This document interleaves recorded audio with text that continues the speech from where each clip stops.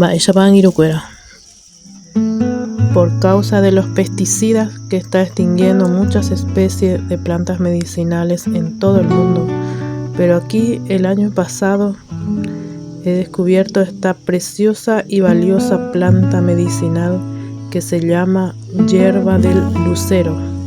Aquí justo en la orilla de esta calle, esta parte, porque no se ha encontrado, no se ha fumigado ni derramado pesticidas ni glifosato.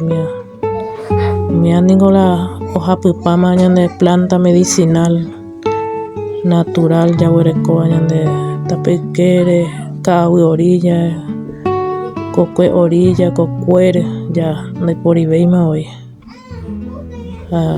co app ya huera hakuri el año pasado me llavé pecha hipotígena curi me pone que me ella hipotígena la hierba del lucero apea pojane pona vagina.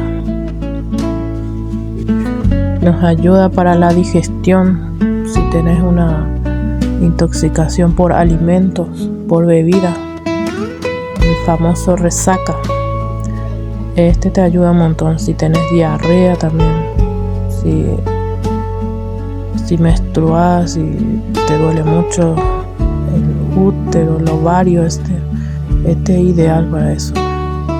Tiene efectos sedantes. Actualmente se lo está estudiando para usarlo para las personas que son adictos, que están queriendo dejar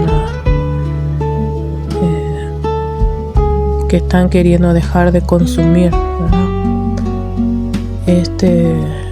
Se hace un té, una cucharada sopera grande para una taza de agua.